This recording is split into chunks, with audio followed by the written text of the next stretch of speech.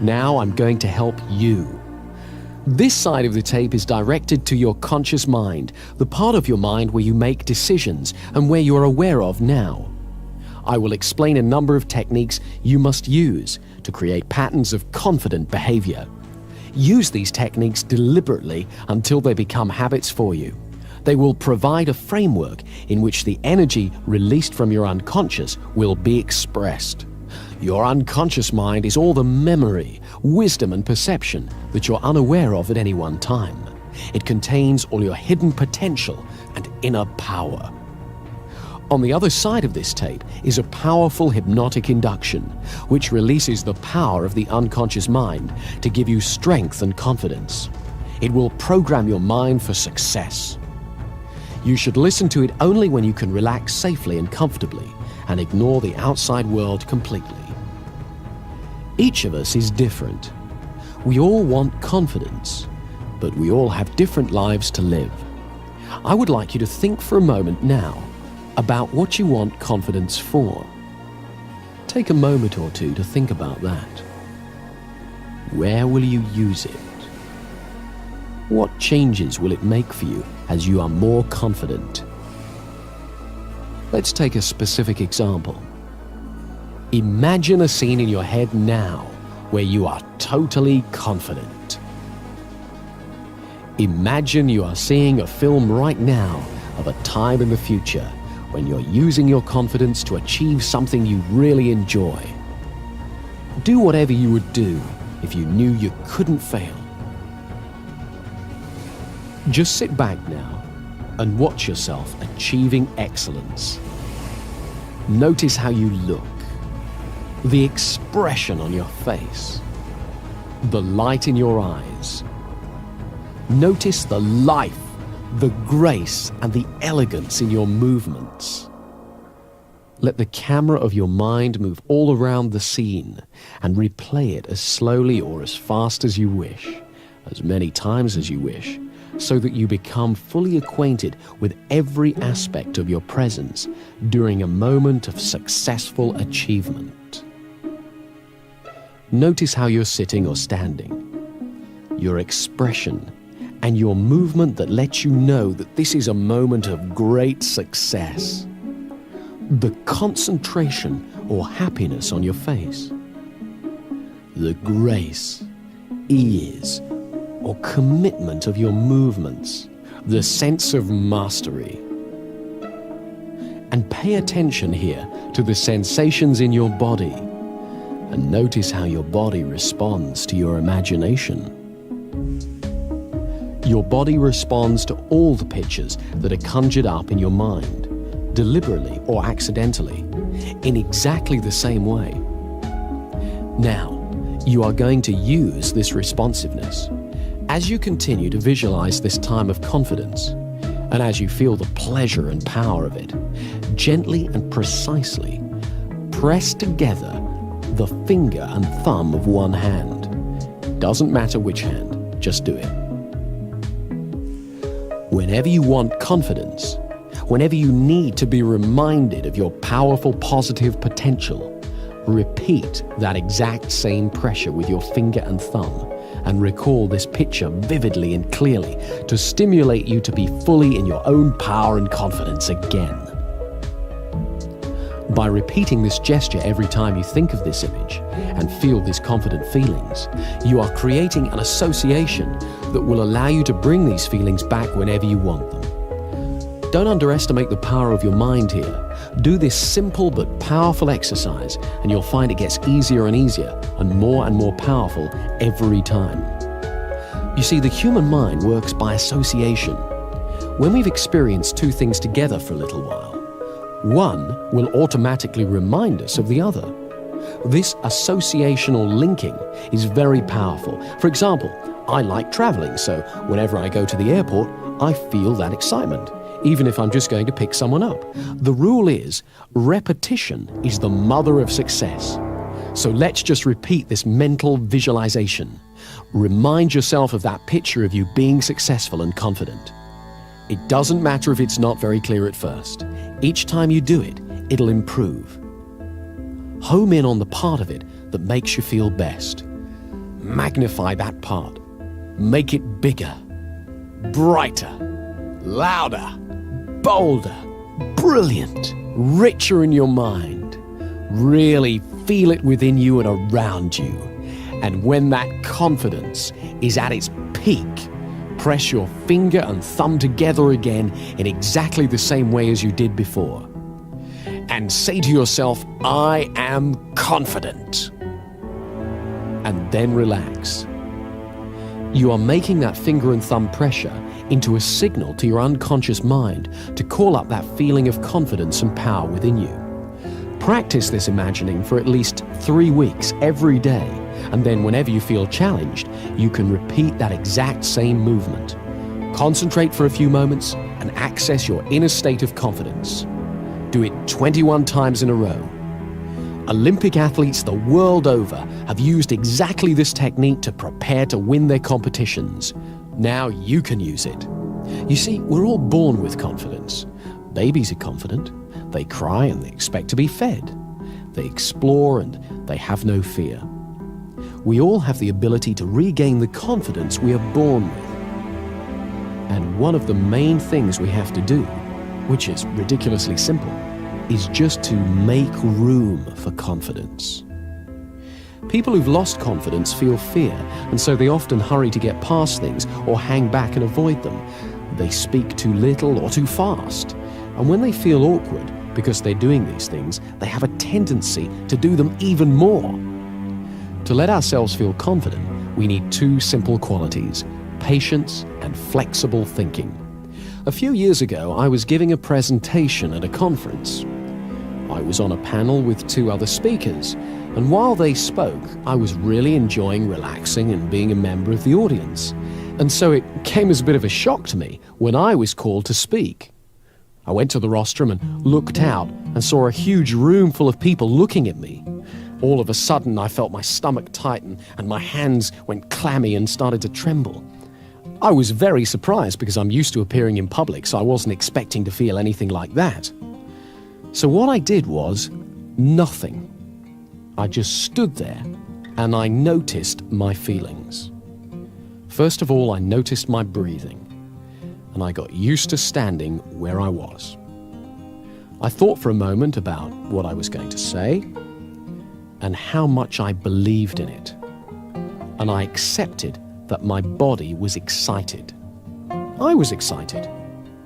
I didn't have to call it stage fright or lack of confidence. I was excited. And that added a spark to my presentation. Then, when I felt ready to speak, I began. Now, this was a fairly simple little incident, but it shows 3 things. Firstly, you never know when you're going to be surprised, because I had no idea I was going to feel anything like that when I stood up. Secondly, it reminded me of the value of patience. I simply took my time to notice what I felt and got used to it. I didn't rush away from my feelings by diving straight into my presentation in a terrible rush. And when I acknowledged how I felt, it wasn't overwhelming. It helped to notice my breathing and to let that be calm as well. Thirdly, I reminded myself that the feeling I felt wasn't good or bad. It was just what I felt.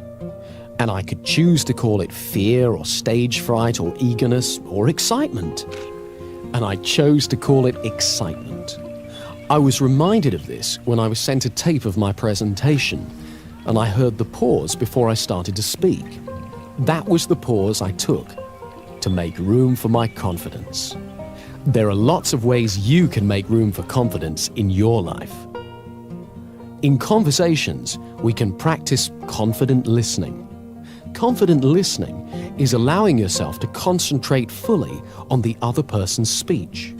It means that rather than preparing what I'm going to say, I really listen to you. And so often when I listen well, what I need to say, and when it's okay to say nothing, becomes much clearer. When I hear the rhythm of the conversation, I discover that there are plenty of times when silence is appropriate. By listening with patience, I make room for confidence in my conversations. The same is true with actions and feelings. Patience makes room for confidence. Turn your attention outward to the world while acknowledging what you feel. But don't judge or compare or worry. Stay curious. Don't judge yourself or others. Often you don't have to do half as much as you were worried about when you lacked confidence. And when it's time to act, what you have to do is clear and simple. We all use habits a great deal in our life. Some habits help our confidence, others don't. So to increase our confidence, we have to amplify the habits that assist us and eliminate those that don't. Much of our thinking is habitual. It happens all by itself and is just a string of associations. Mostly, we tend to be absorbed in a task or an interest, or afloat on the river of automatic thinking. However, we can affect it. With a little effort, we can redirect our attention. It turns out that associational thinking is very powerful, so this effort has to be made over and over again. At first, it's quite unnerving to discover how easily we can be distracted. But if we repeat the effort over and over again, we gradually find that we affect our patterns of association and also increase our powers of concentration. There's one very important way we need to make this effort. Nowadays, the atmosphere of ideas in which we live is very busy. Messages bombard us from all sides, and not all of them are very healthy. On television and radio, we're asked to buy far more than we can afford, and the news is always full of doom and disaster. To protect ourselves, we learn to ignore a great deal of it so that we're not overwhelmed. But unfortunately, we can also inadvertently ignore the beauty and blessings of life as well. So we must learn to be selective and to reinforce the positive, beautiful messages in our lives so that we nourish the positive and beautiful in ourselves. As we pay attention to the goodness in the outside world, we strengthen it within ourselves. It's also useful to phrase things positively, to use optimistic language whenever possible. I don't mean that we should ignore difficulties or problems, but that we should always look towards the solution, not the negativity. If we use positive words to ourselves and others, we're more likely to receive positive words and messages from them. Try to avoid putting people down or putting yourself down. If you want, you can make a game of cleaning up your language. Do it by yourself or with a friend. Watch out for negative phrases like I can't, or I shouldn't, or I'll never, or I'm just not very good, or starting sentences with but or no. Whenever you hear yourself or a friend use a phrase like that, stop and rephrase it in positive terms. For example, instead of I can't do such and such, use I can learn how to do such and such. Or I haven't learned to do such and such yet. There's no fixed meaning in life except the meaning that we bring to it. So let's make your life brighter by looking at things that you've got going for you. Positive thinking becomes a self-fulfilling prophecy.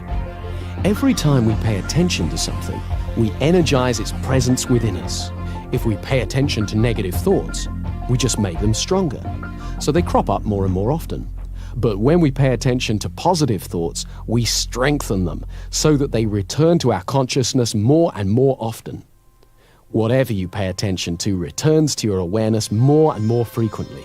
So it's vitally important to acknowledge and concentrate on your successes, great and small, and what's really healthy and rewarding around you. Remember, you always get more of what you focus on in life. Here's a way of focusing that power. These questions direct your mind to what's positive in your life, so in order to answer them, you have to experience some of the good feelings that go with the answer. Every morning, ask yourself, what do I feel happiest about in my life? Who or what in my life makes me feel most loved? Who or what in my life makes me feel richest? And if you don't know the answers to these questions yet, ask yourself instead, what could I feel happiest about? Who or what in my life could make me feel richer, happier, or more confident?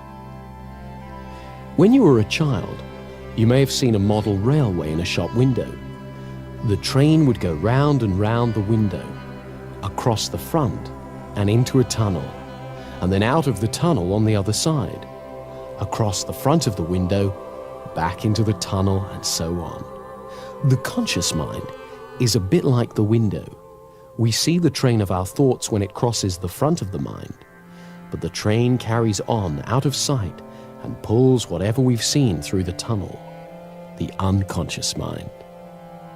If we put positive thoughts onto that train when we see it, when it's in our conscious mind, it will automatically take them into the unconscious mind again and again.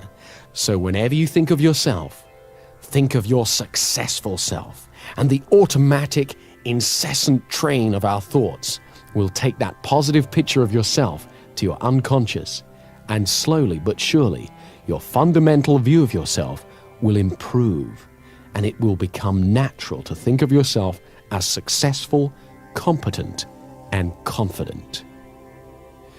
Another part of making room for confidence in our life is accepting that there is risk. This may sound odd at first. After all, we often wish that we had so much confidence that we could avoid risk. But confidence isn't knowledge. If we know we can do something, we don't need confidence. We can just do it. We only have confidence if we are not entirely sure, not 100% sure of success, and yet we still have a go. That's the essence of confidence. When there's no risk, there's only certainty. Confidence only comes when there's risk. So we must embrace the risk, recognize it, and realize that it has a place in your life. In fact, it is because of the risk that you can value your achievements, because you achieve them in the face of risk. This is why you can feel good about every step on your path to confidence. Each step is a risk, however small. And as you get used to having confidence, you will realize that you get used to having risks. Risks don't go away. We just learn that we can face it and deal with it. And as we do so, we become more powerful. We learn we can achieve our goals, and we become more confident. Let me show you one more thing that increases your confidence, and it's great fun as well. Think of somebody now with whom you don't feel confident. Imagine them walking in your front door. And imagine they've got a red clown's nose on their face and an orange wig on their head. Or shrink them so they're about 12 inches tall. And call to mind the way they talk. If, for example, it's an authoritarian sort of voice, "You stupid, useless person." Make them sound like Mickey Mouse. "You stupid, useless person." Oh, make them have a sexy voice. "You stupid, useless person." Really enjoy making them as ridiculous as you want, and get used to this way of seeing them, even when you meet them face to face. You'll find it's great fun, and it really changes how you deal with them.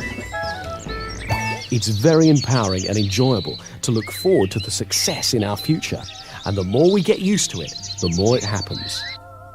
I'd like you to close your eyes now and fantasize how things would be in an ideal world. Imagine your dreams have come true. You're doing exactly what you want to do. All around you, you can see exactly what you'd like to see. Everything you hear is perfect, and you enjoy what you feel. And as you do this, where in your body does it feel best of all? Locate the feeling and give it a color. Imagine that color glowing there within you. Now, begin to move that color all over your body and spread that fantastic feeling throughout you. Let it permeate your body. Notice how wonderful you can feel just by using your mind like this. Make sure it's around your legs and feet, stomach, chest, shoulders, arms, hands and fingers, neck and face. Make it truly brilliant. Turn up the brightness, feeling joy and energy surging within you. Now double the intensity of that color again and keep that feeling within you. Wonderful, brilliant, bright, fantastic. When you feel good and happy, your non-verbal communications put you in tune with good and happy people. and help other people feel good too, so you create a warm, friendly atmosphere. With this simple exercise, you can actually affect all the world around you. Do this every day and you'll soon notice how it begins to bring out the optimism and enthusiasm in the people you mix with. Remember, happiness and excitement are contagious. So you're going to direct your attention away from comparison with others, away from the barrage of advertising which plays upon fears and insecurities, and away from negative judgments, and steer it towards a positive appreciation of the world and people around you. This inner glow will help you do that. Finally, remember to walk tall. When you've finished using this tape, get up and hold your head up in a comfortable, relaxed position on your shoulders. Let your spine support you.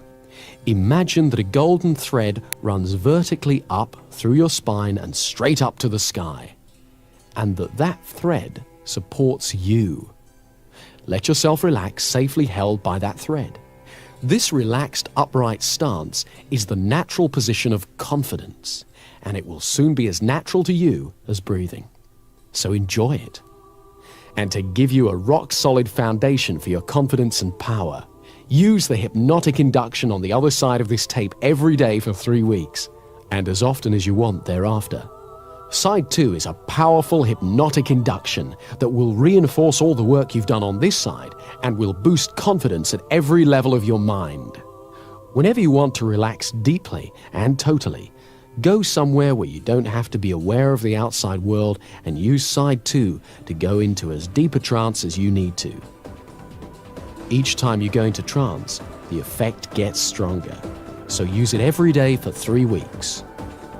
Use it, enjoy it, and you'll find that as your confidence increases day after day, you'll find yourself doing things you used to dream of. Use both sides of the tape every day until you can really feel the improvement you want.